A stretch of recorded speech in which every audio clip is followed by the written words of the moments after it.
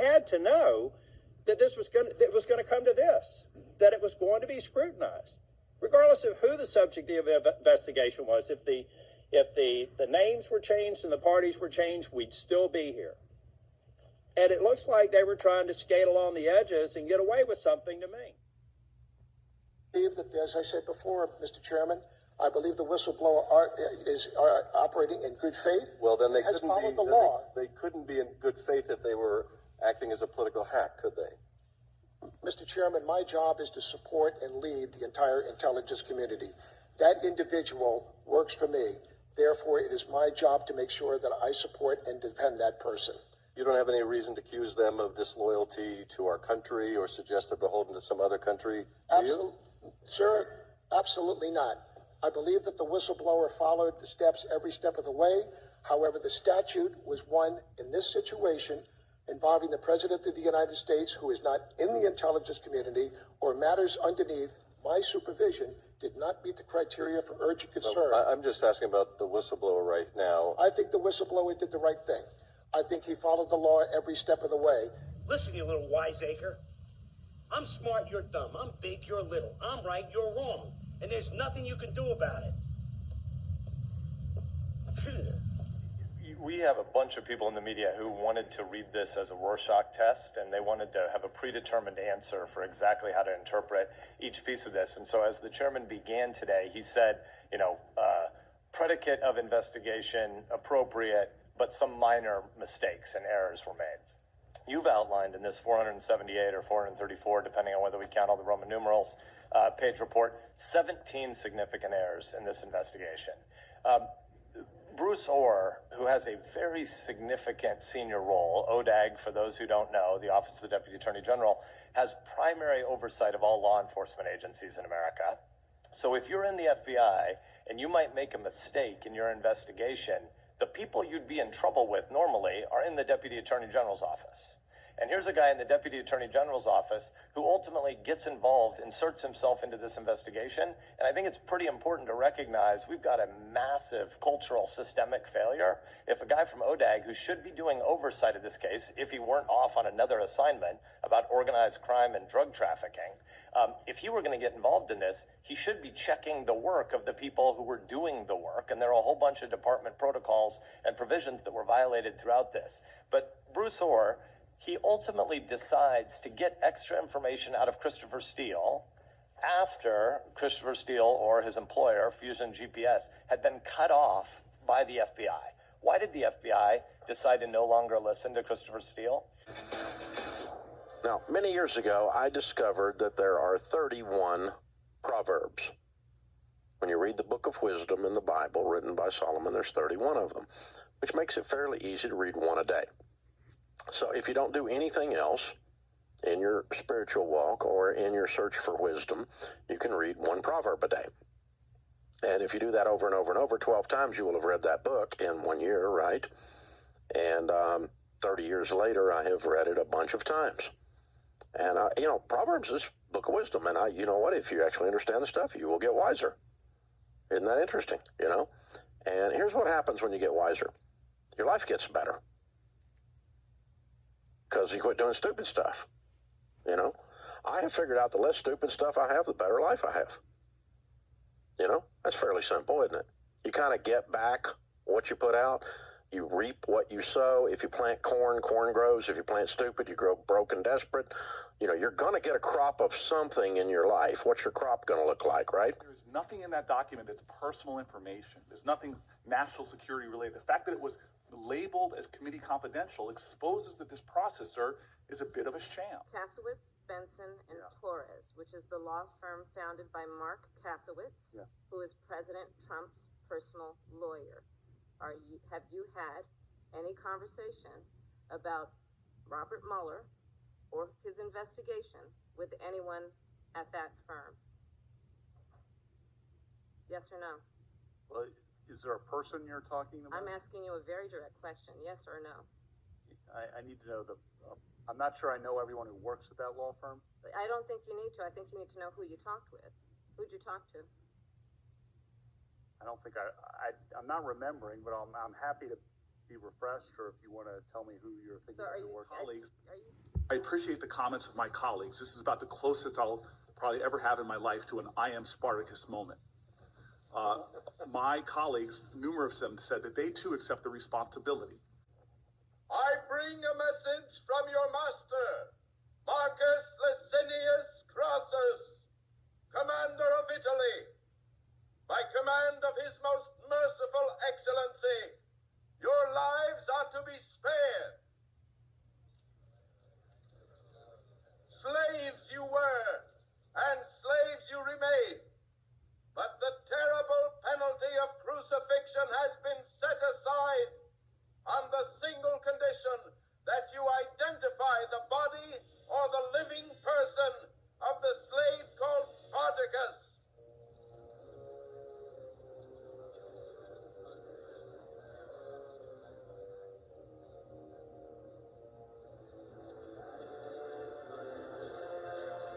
I'm Spartacus! I'm Spartacus.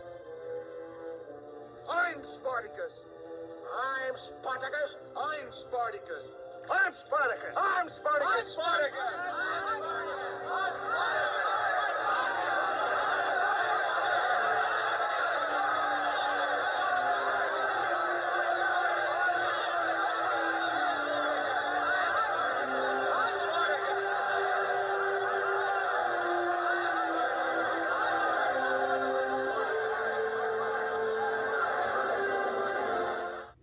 The whistleblower was a CIA officer who worked in the White House but has since gone back to the CIA. The Times reports that the officer was likely an analyst by training and had detailed knowledge of American foreign policy and how it relates toward Europe. When the acting DNI testified today, he said that he did not know who the whistleblower was, but he said that he believed that the whistleblower did act in good faith, and he said that at some point he would allow the whistleblower to testify before Congress, though that would be behind closed doors. The president has been blasting the whistleblower, slamming that person for coming out with secondhand information. And the LA Times has a recording of the president at a closed-door event today, and he was attacking the aides who helped the whistleblower, who talked to the whistleblower, saying they're close to a spy. And I want to read you this exact quote from the LA Times. They say the president said, "You know what we used to do in the old days when we were smart, right? The spies and treason. We used to handle it a little differently than we do now." The Emperor presented me with a Rudius. It's just a wooden sword, a symbol of your freedom. He touched me on the shoulder, and I was free. You knew Marcus Aurelius? I did not say I knew him. I said he touched me on the shoulder once. You asked me what I want. I too want to stand in front of the Emperor, as you did. Then listen to me. Learn from me. I wasn't the best because I killed quickly. I was the best because the crowd loved me. Win the crowd, and you'll win your freedom.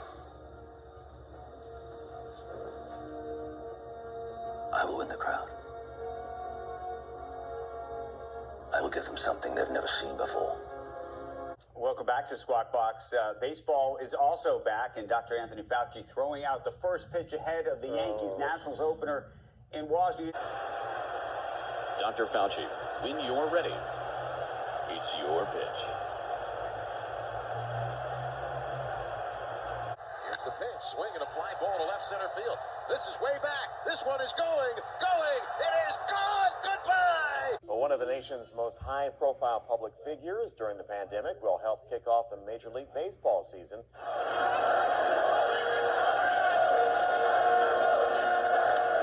They embrace him like he's one of their own. The mob is fickle, brother. He'll be forgotten in a month. No, much sooner than that. It's been arranged.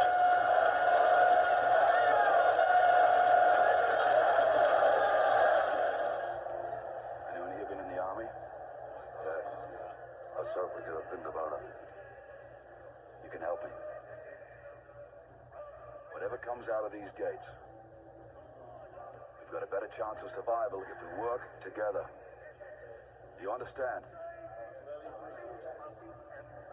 If we stay together, we survive.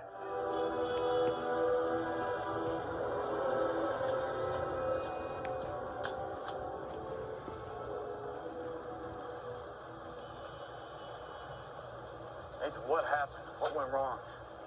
Nothing. Nothing? Actually, one thing. Don't ever question me again. Ever. What? I give you an order, you take it. You don't ask why.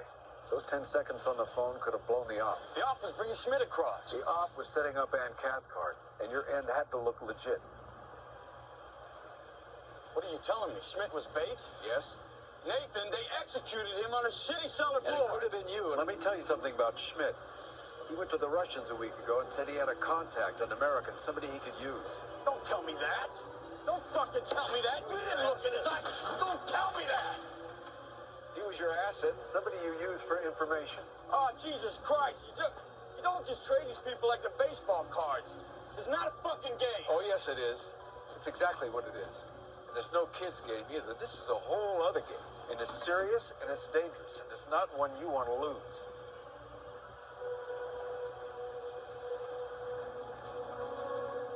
Nathan, we killed this man. We used him and we killed him. Okay, then you gotta help me understand this one. Nathan, what are we doing here? And don't give me some bullshit about the greater good. That's exactly what it's about. Because what we do is unfortunately very, very necessary. If you're not willing to sacrifice scum like Schmidt for those that want nothing more than their freedom, then you better take a long, hard look at your chosen profession, my friend, because it doesn't get any easier. You want to walk? You want to walk? Walk.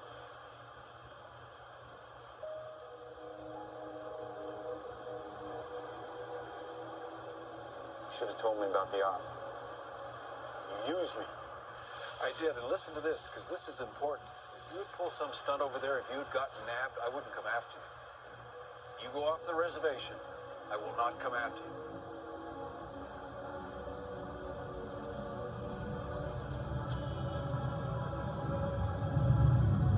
Fuck your rules, Nathan. Okay. But tonight they saved your life.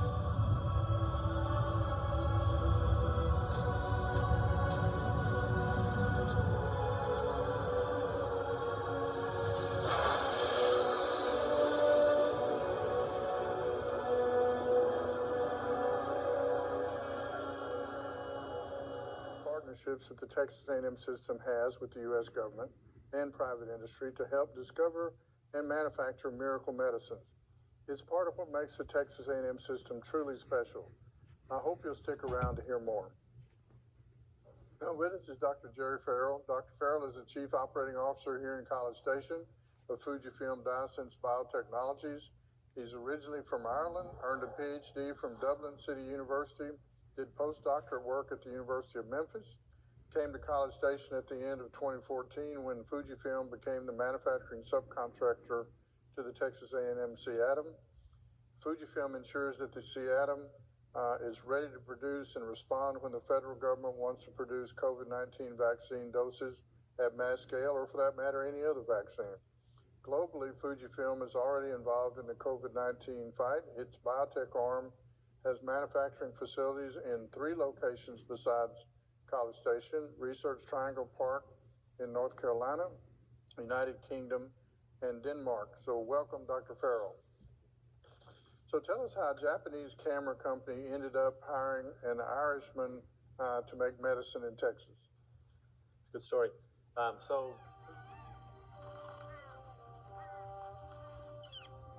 you know one of the reasons why we have the hope of everlasting life in a paradise earth?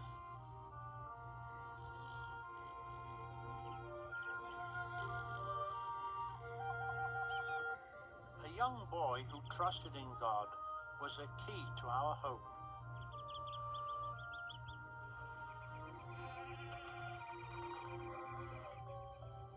His name was David.